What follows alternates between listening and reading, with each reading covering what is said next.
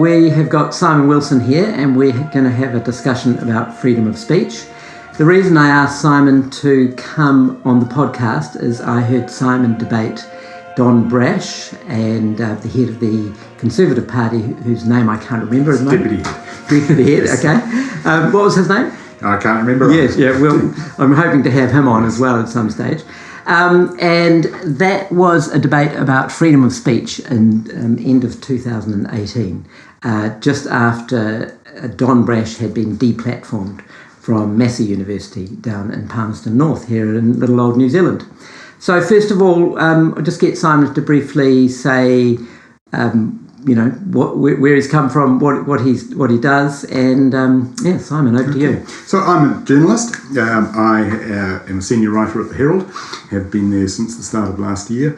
I write about political issues, local political issues, as well as central government. Also the environment. I have a particular interest in transport, housing, and other city building matters, waterfront, those sorts of things.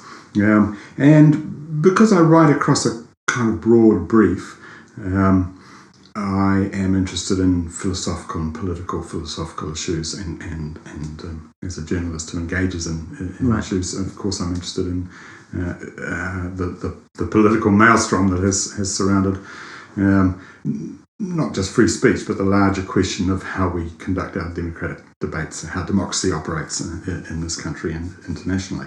I write a column, I write features and so on, but I also write a column in the Herald every Friday, which has a pretty open brief, and I have used that to write about the free speech issue. Right. Can you describe what free speech is? Well, I guess I could come at that in a couple of ways. Free speech is a democratic principle which recognises that when we have a free and frank exchange of ideas, in general, that helps create a robust society where people have opportunity, where vulnerable people are defended, and where we can progress, if you like, as a society. That's one way of looking at it. Another way of looking at it is that free speech has become a slogan of a political movement in the world. It's caught on in this country, and in my view has come to mean something quite different from what we used to think of it as. And what's that?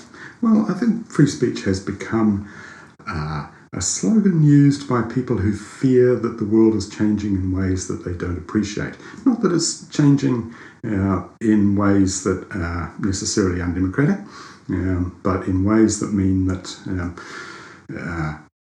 the traditional authority figures have less respect, are listened to less, and are given less. There's less call on their interests and their time than there used to be. And I think Don Brash is actually a very good example. Right. A man who was used to everybody falling quiet and listening whenever he opened his mouth.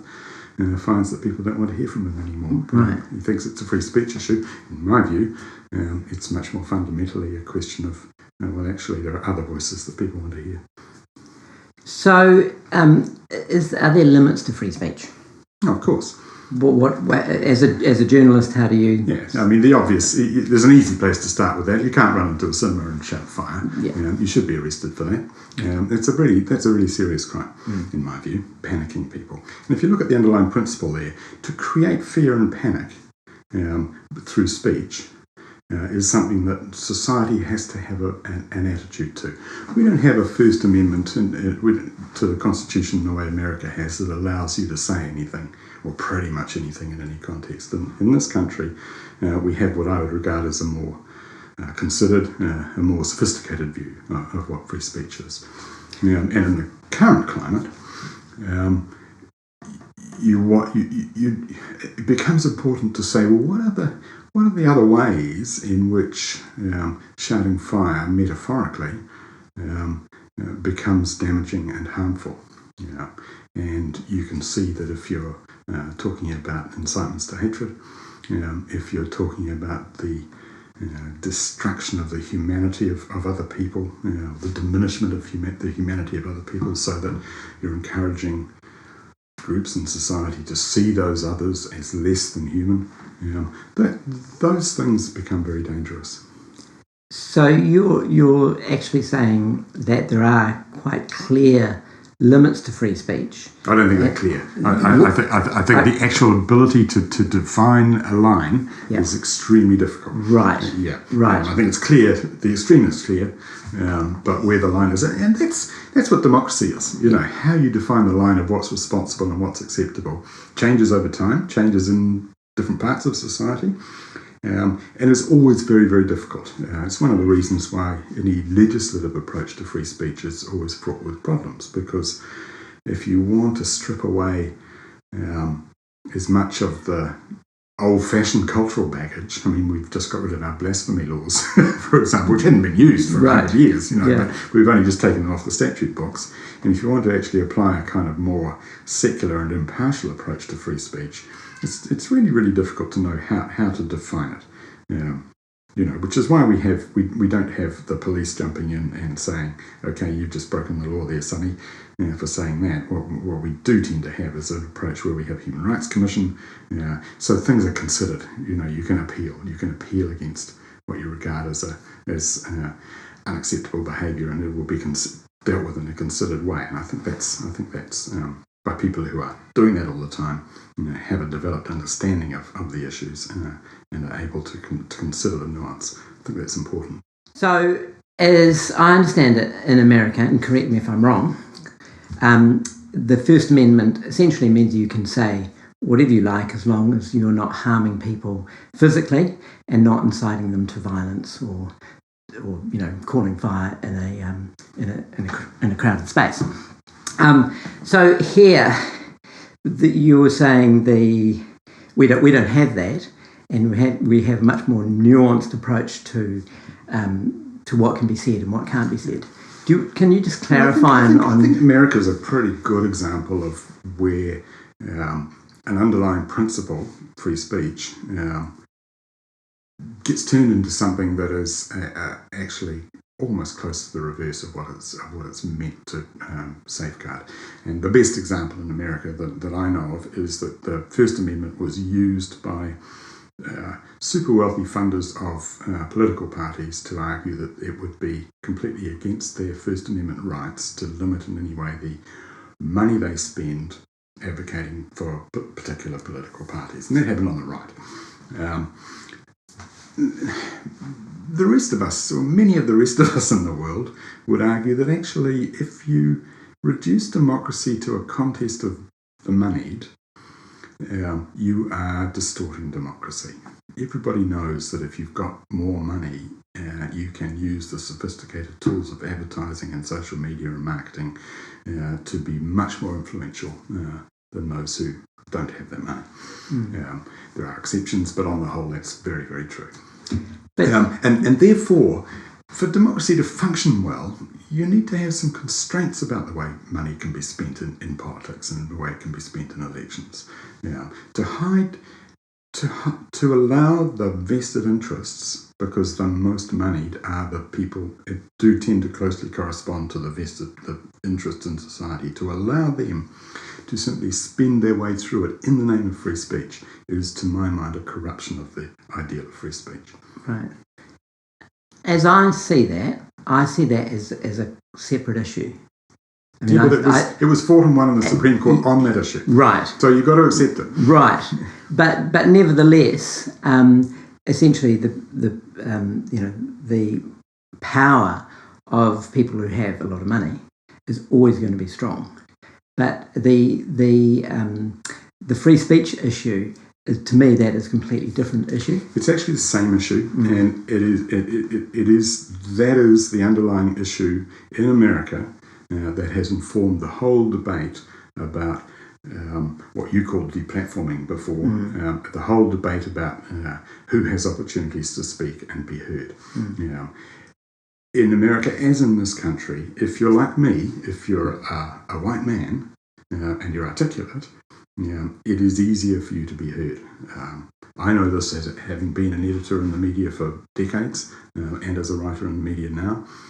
I know that it is easier to find white men who want to be heard, who believe they have something important to say and would like to have an outlet to say it. The world is full of them. it is actually harder to find other voices who have the time, the commitment, and the determination, this plus that kind of sense of this is my right to do it. It's harder to find those other voices.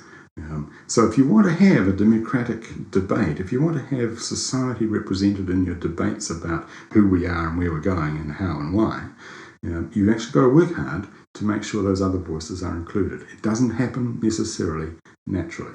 Those other voices might be heard in other forums, but they don't so easily get heard in the mainstream. So they don't so easily get heard in the media. They don't so easily get heard in academic circles. They don't so easily get heard where the big, and in Parliament, in fact, or in governments. And therefore, you've got to pay attention to that. And the arguments that have taken place around how can you deplatform, how can you deny me my right to speech, have almost always taken place in the context of, we've heard from you for long enough now. We want to hear from these other people. And I don't have a problem with that. I don't have a problem with saying, actually, why should we continue to hear from Don Brash about what he thinks about race? He hasn't changed his view in years. He doesn't listen to anybody. There are other voices we want to hear. Doesn't mean I think he should be banned. Doesn't mean I think he should be stopped. I debated with him on a university campus. Clearly that shows that I don't believe he should be shut down. But I also don't think we should be falling over backwards and saying, gosh, he's a person we need to hear each time the issue comes up.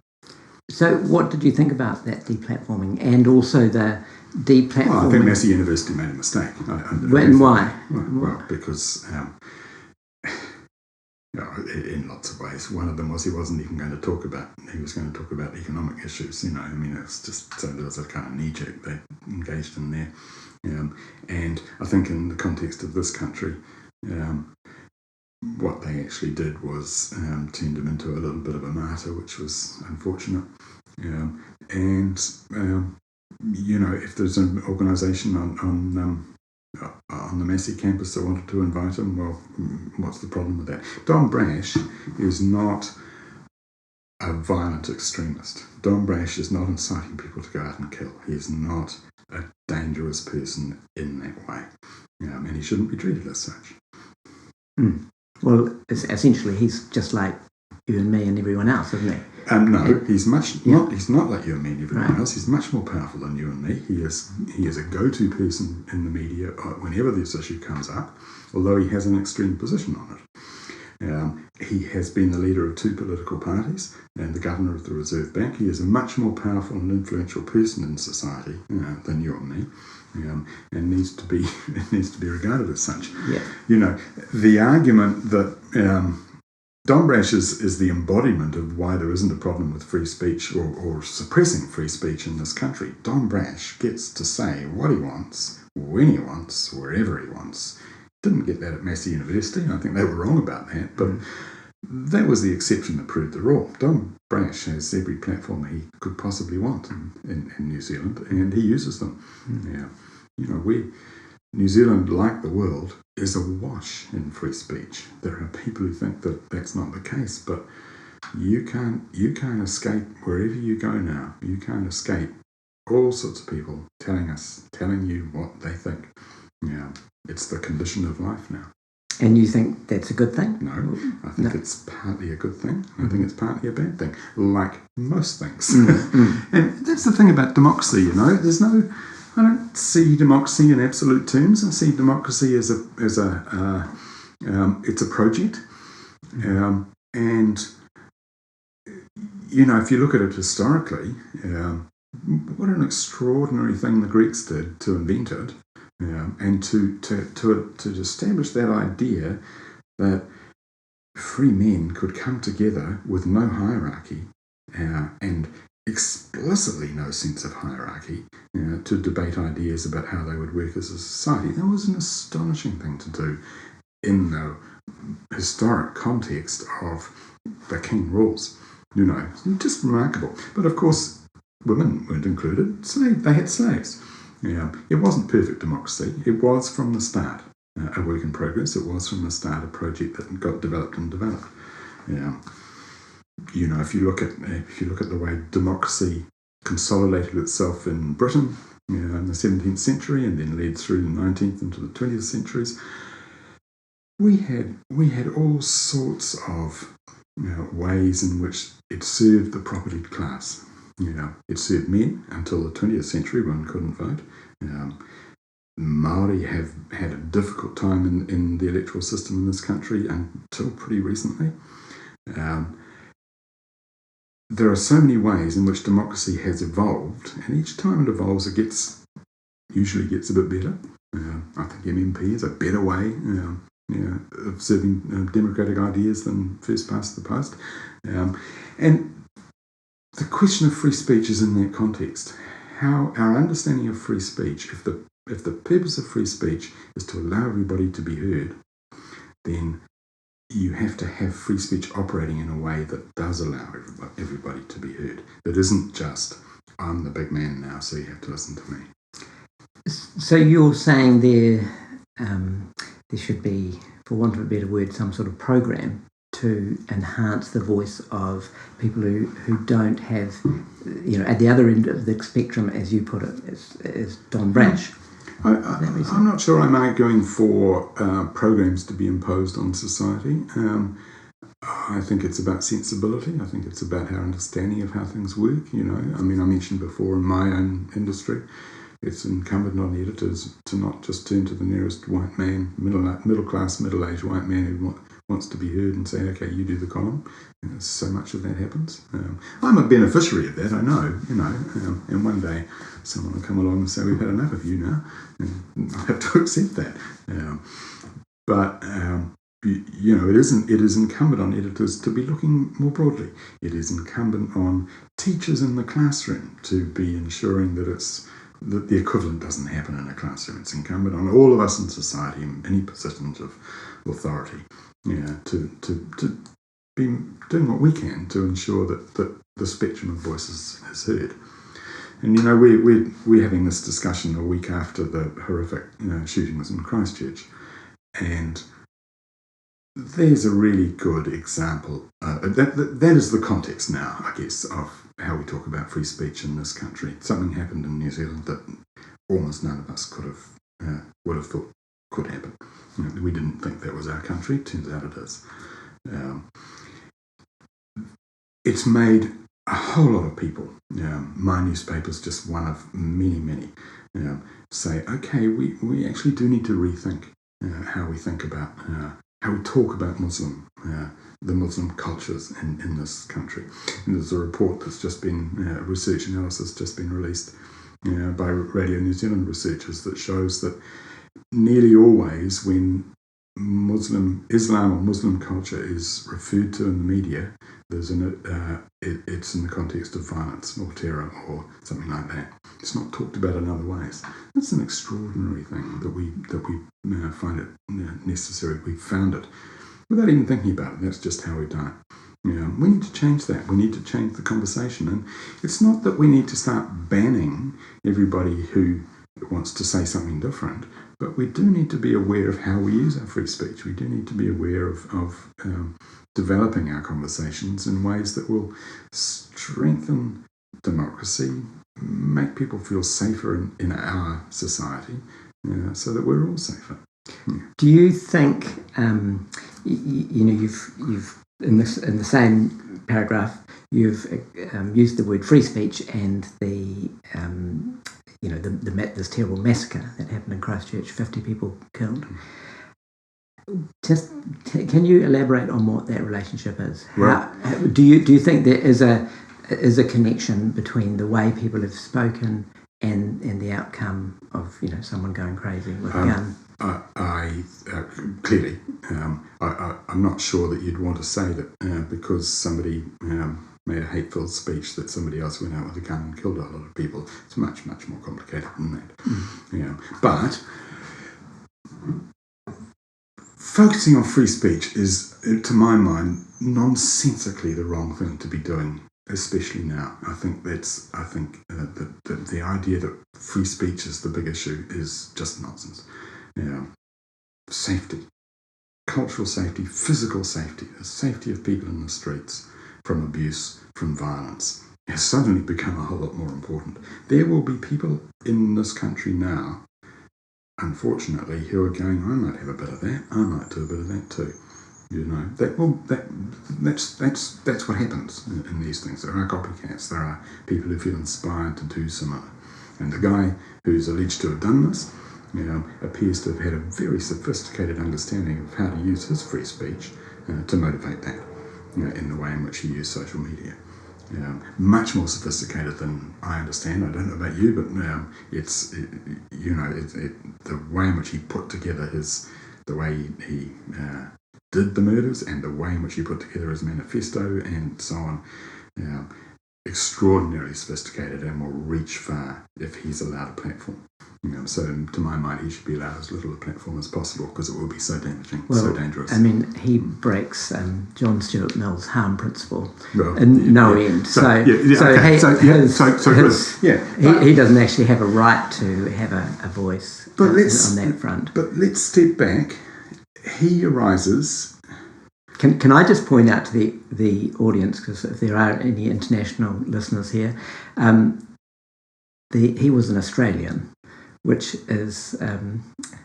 I don't think that's really relevant. No, in some ways, it's the terrible thing about such tragedy like this is, as you said, it's not how we see our country, and the fact that I think we have to remember that it is someone who came in from outside of our community and did this. It's not one of our own. Came in from outside our community. He would have talked to a lot of people. He was a member of a rifle club in Dunedin, which we're told by a former member of the SAS had a pretty nasty culture going on inside it. In the name of it's a free country and he can say what he likes, I assume that man said a whole lot of things to people and they went, either yes or don't really like that, but I'm not going to do anything about it. Or not even thinking about, should I do something about it? Probably as a result of this, we will all now be thinking, there's somebody over there who's speaking in a way that someone needs to know about. Maybe we'll get better at that. I hope we do.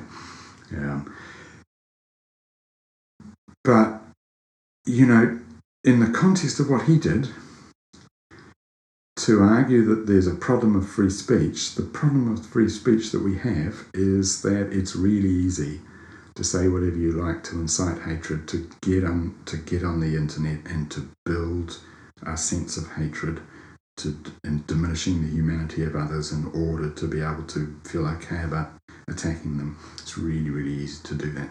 Really easy. That's the problem with free speech that we have in the world. Is that free speech in itself, or just a technological issue? Well, what's the difference? You can get on your mountain and talk about free speech, but actually free speech in reality means, why should Facebook live streaming why should it exist if it can't be shut down? Sorry, say that. What do you mean by that? Well, the alleged shooter knew that by Facebook live streaming his attacks, even though they would be, when they were found, they would be stopped, enough other people would have picked them up and spread them that it would, as they say, go viral, and it would be out there in the world. And what was it? 1.5 million people looked at the thing very, very quickly. Yeah, it's horrific. Yeah, that's free speech. That's what free speech is now. Free speech isn't an abstract idea. Free speech is, what do people say and do in the name of, I have the technological and philosophical liberty to do these things, and what do we do about it? That's the issue we confront. Yes, but we, going back to John Stuart Mill, so John Stuart Mill, essentially, as I understand it, said, you can say whatever you like as long as it doesn't incite violence or harm anyone. So he breaches the harm principle. Yes, okay, he breaches the harm principle, but don't you see that the issue is, how do you stop people like him doing that? Okay, the question is... Because the context of it is that there's a whole lot of people who are now arguing that you shouldn't, because they have the right of free speech. Well, I think that the question is, can you stop someone like that?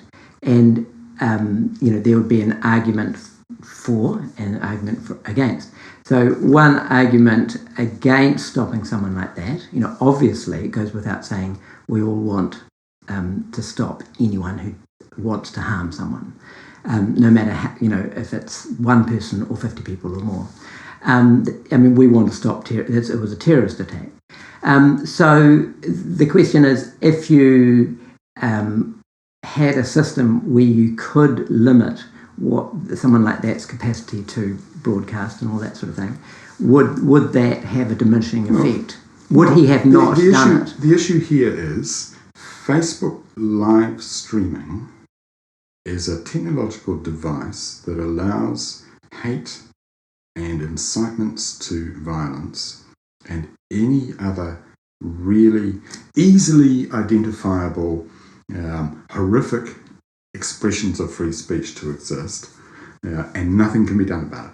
It actually can't be stopped. So the question arises, should that technology be allowed? Should we just ban that? Because, okay, it's used for lots of other good purposes, but its bad purpose is so dangerous to us as a society that maybe we need to... The same argument goes with any technology, with guns, with knives, with that's hammers. why we're going to ban automatic military-style automatic weapons for exactly that reason. But it is and you can argue it is a sort of a question. As technology moves forward, we're always going to be surprised. There are going to be moments like this where none of us, you and I, wouldn't have woken up and thought someone would have it in their mind. We may always be playing catch up with technology. It doesn't mean we shouldn't play catch up. It doesn't mean we shouldn't be taking the view that says does the existence of this thing in our society, does it do more harm than good? Does the harm it does outweigh the good it does in any to a significant way? Sort of the internet is a convenience, and it's liberating in lots of ways, but it's a convenience. But libertarians would argue that you've got to let things just evolve and happen, and there will be good things and there will be bad things. What's the opposite of a libertarian? Okay. The opposite other side of a libertarian is a responsible Democrat. Yeah, okay, responsible Democrat. And I would argue that in all parts of society, the history of the 20th century, particularly after the Second World War, has been the history of people grappling with how do we control technology. You can't abolish nuclear weapons. It's not possible because they're reinventable. There's always going to be people who can make a new one. But how do we control them?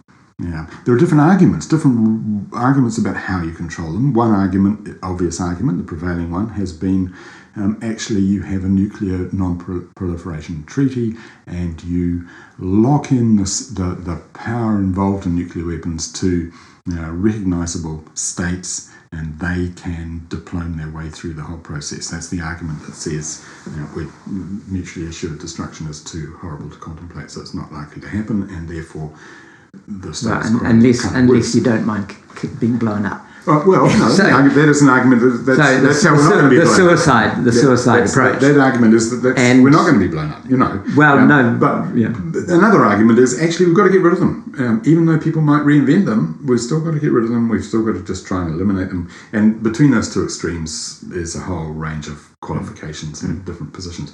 But we don't ignore it. We say this technology, which we actually know is fiendishly difficult to control, we've got to do our best to control it. We've actually got to devote the resources that we have to doing our best to control it, because if we don't, we will all die. That's an approach we have to take to communication technology. That's the new technology of terror in the world. We know that from ISIS. We know that from this guy. That's what's happening in the world now. Yeah, I think the communications technology isn't separable from free speech. It is the mechanism of free speech today. Yeah, well, it's like, it's like anything. If all you've got is your voice, If you've got a loud hailer, you've got a loud hailer. If you've got the internet, you've got the internet. So it's just a function of technological process and where you are and your capabilities of using it. See, I see that as technology, and I see free speech as something different. So I can sit in my room and say whatever I like, or I could go outside and say whatever I like, or I could go down into the public square and say whatever I like, or I could get onto Facebook and live stream, or I could even start, or I could start a podcast, which is what I've done. So the way I see it, and please, correct me if you think I'm wrong.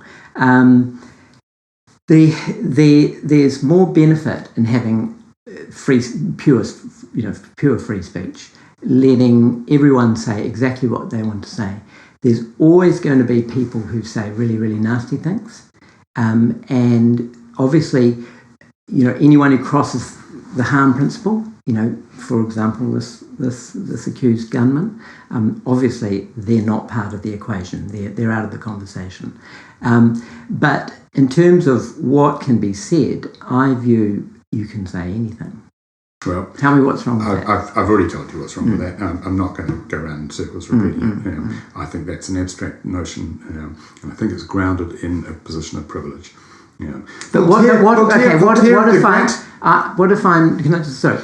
I'm not privileged? But you are. No, but what if I'm not? The argument that actually we should all be allowed to say what we like, which is what you just put forward, is almost always put forward by people of privilege. But because it serves their interest. It was classically formulated by Voltaire. I may hate what you're saying, but I will defend to the death your right to say. Yes. Voltaire said that in the context. Voltaire wasn't a progressive. Voltaire was a conservative property owner who was interested in the defence of property rights of the landowning class in France in relation to royalty. His argument wasn't couched as a let's have the masses rise up and let's have proper democracy for everybody. His argument was couched in the context of property owners need to be able to defend their property rights. That's the context of it. Voltaire did a lot of good things, of course he did. And it's a principle, I defend to the death your right to say it, is a principle that should inform our democracy and it should inform our sense of what free speech is. But it shouldn't govern it, it shouldn't rule it. Because we know now that free speech gets horrifically abused. And we know I've given you the example of that. That's right. And we know now that what is... Sorry, can I just... let me finish. Yeah. We know that in the larger context that we exist now, politically, there is a large group of people in the world who use the debate about free speech to mask, to screen incredibly objectionable views about women, about people of colour, about a range of others, people they've defined as other, who they think are destroying the way of life that they hold valuable. And that tends to be the way of life of men, and of white men in particular. And that is the context of the debate in which free speech has become an issue.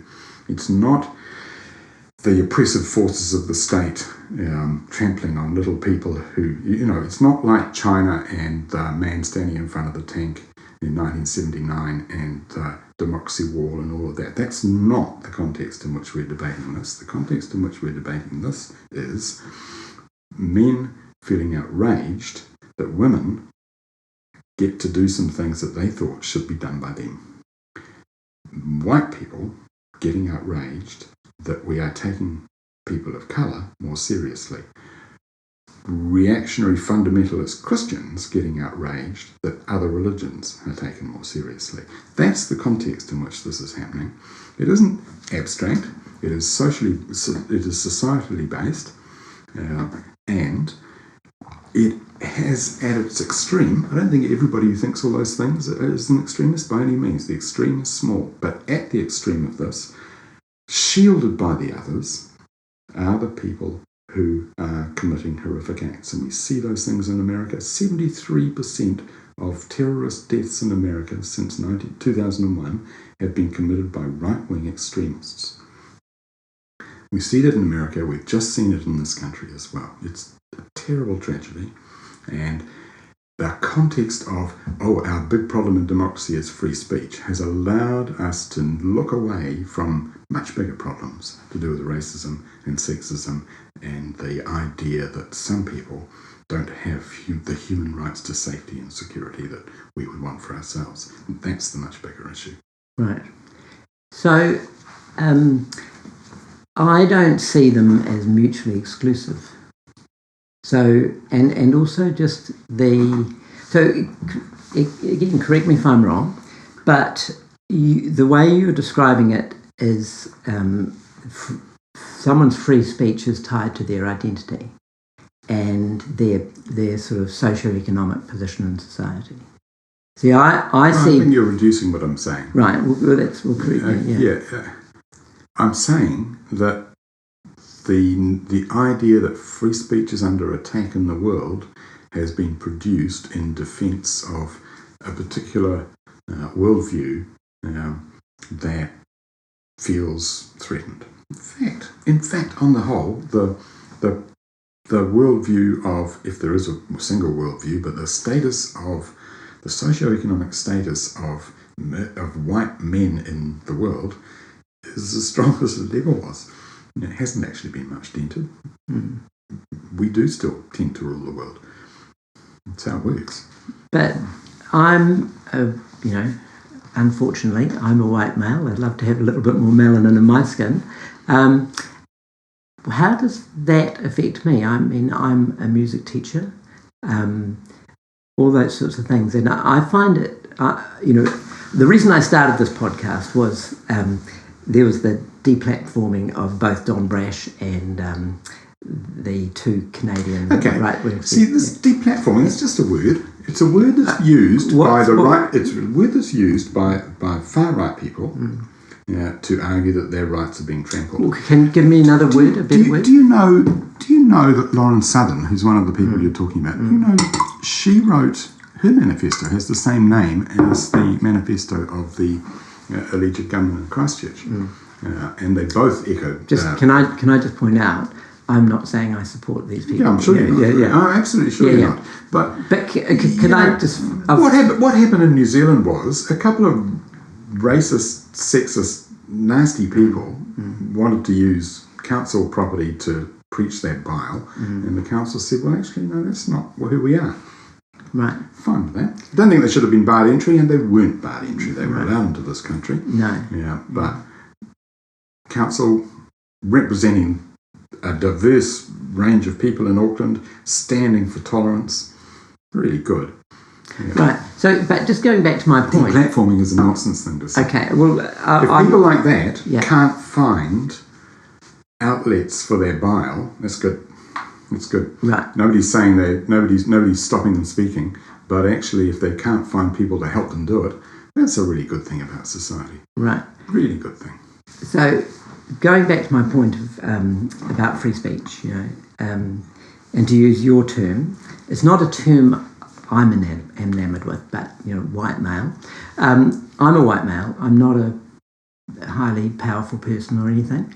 I'm wanting to start a podcast about free speech because free speech fascinates me. I'm the sort of person who likes to speak what's on my mind, and I've noticed that it's been quite interesting. I've had sort of an evolution in the way I think, and in a sense it's away from the milieu that I'm in, and it's very interesting in a sense just on a private level. There are some things I'm allowed to say and there are some things I'm not allowed to say. And that's a function of sort of, in a sense, groupthink. So that fascinates me on a personal level.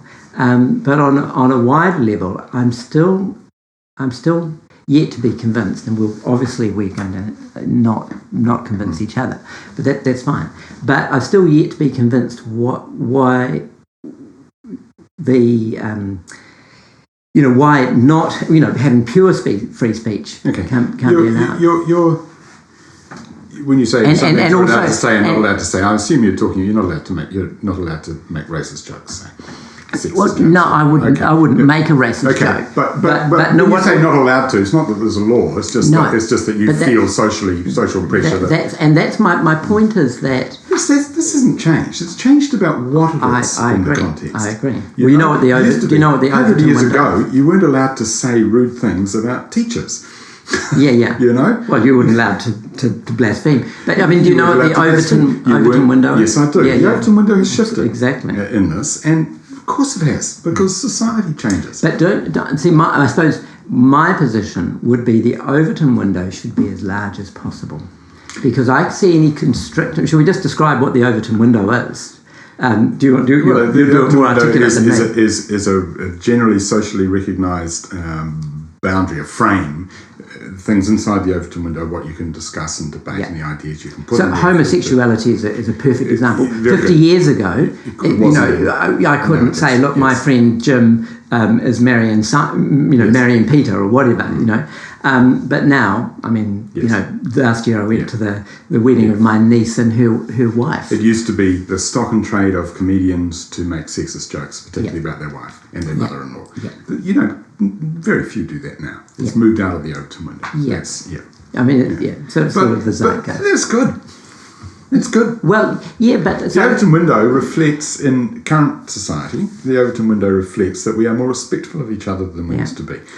And in particular, it reflects that we are more respectful of people who have had less power. And the example I just used of comedians used to make sexist jokes, if the equivalent had happened, if women had been getting up and saying the same equivalent sorts of abusive things about their fathers-in-law and their husbands, all hell would have broken loose. But it was deemed perfectly acceptable for men to say those things about women. That's what was objected to, and that's why it's changed. It's not that everybody's allowed now to abuse each other. That isn't what the Overton window's created. It's gone, actually, we've tried to level it up. We've tried to level it up on the basis of respect and decency, because there is a feeling in society that we lack sufficient respect and decency. And it isn't going to come from allowing everybody to abuse each other. It's going to come from developing a sense that abuse is inappropriate, that belittling people, humiliating them is inappropriate. You don't need to do it through laws, and I'm not advocating for laws to do it. But in the general sense of what society feels is appropriate, the more we can move away from it's okay to humiliate other people, to diminish them, to disrespect them, the stronger we become. The less likely it is that people like that shooter in Christchurch can think that he's right. The less likely people like that can think that society supports them, because demonstrably it's not true. I mean, I've got one thing I don't want to do is the whole thing to be about the shooter in Christchurch, because it's hard not to talk about him, because he throws everything into who are we, what do we value, what's important, why are we talking about. But I don't think anyone is saying we value anything that he espouses as important. I understand that. I mean, there will always be one or two neo-Nazis. Yeah. All that sort of thing. Well, there's more than one or two, but they're not all up. There's a small number. Figuratively, one or two. Yes. Right.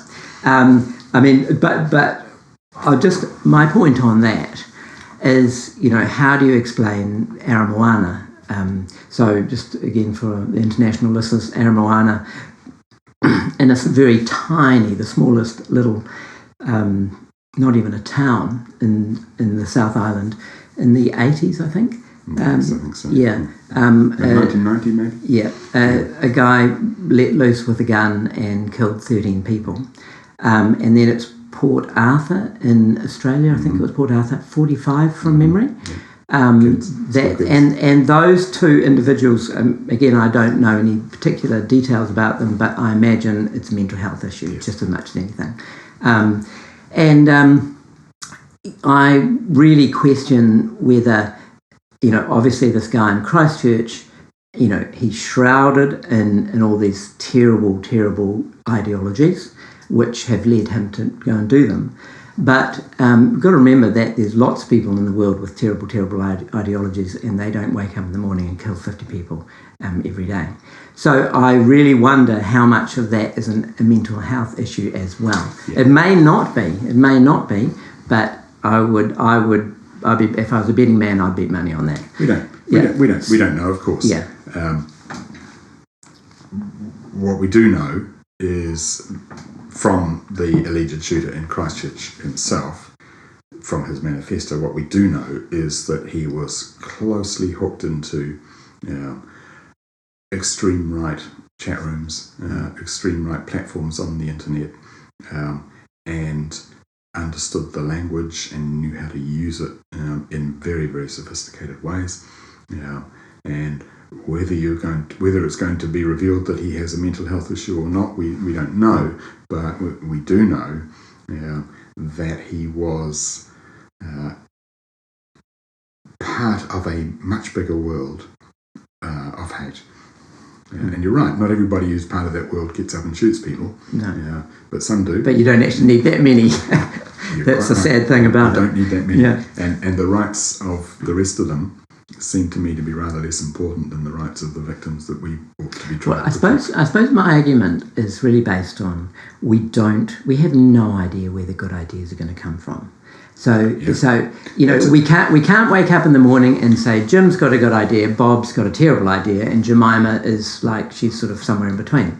Okay, so where any constraints on freedom of speech will do an aggregate limitation on all ideas, both good and bad, and the guy in the middle. Yes, it's an interesting theory that. Yeah. And I think it's a strong one too. Yeah. It's a strong one in relation to free speech. The free flow of ideas is fundamental to the development of capitalism, of society, of economic and social and cultural progress. Because we don't know where the good ideas come from, and the clash of ideas produces progress. Yeah. That's a fundamental view of the Enlightenment. Yeah. The Enlightenment itself, of course, used to hang, draw and quarter people who didn't agree with certain things, but we'll leave that aside. Because no one's perfect. That's right. There are, I think, at least two quite interesting ways in which that can be challenged. And one of them is, how do you explain China? China has not had a free flow of ideas since 1949. And China, in its modern manifestation, clearly has made enormous economic progress. You can't deny that. But I'm not equating free speech with ultimate capitalism. But the theory that you need free speech for the betterment of society, that society will progress, and that's always been tied up with economic progress. China throws the gauntlet down to that. I'm not saying that China shows it's wrong, because it's not a lot that I admire about China, frankly, in terms of its political system. But it does throw a gauntlet down to that classic. The argument would be how much better could China be? We've got no counterfactual there. But counterfactual. You might want to argue the counterfactual is some of the countries of Africa. The counterfactual is India, obviously, which is deeply corrupt. Deeply corrupt in its politics and economic structure. China is corrupt, but very more corrupt. So. Possibly less so now.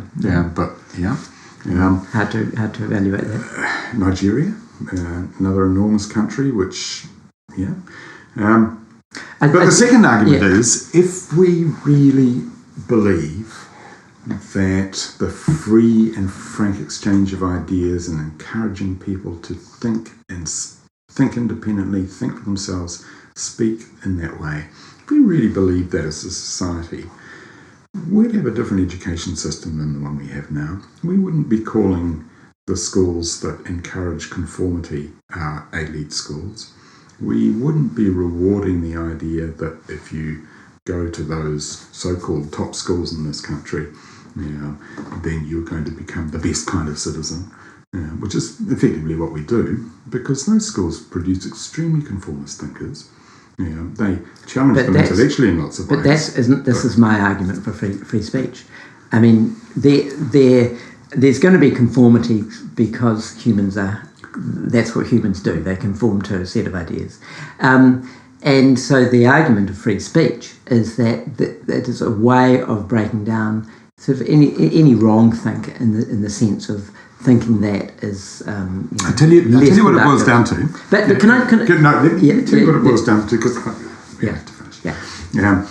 To my mind, it boils down to this.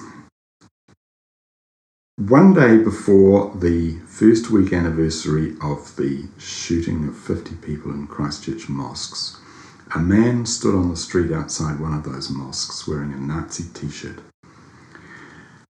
I'm going to assume he himself is not going to shoot anyone. I make that assumption because I'm a generous, kind-hearted soul, and I think he's probably not as bad as the shooter. Yeah, let's assume that.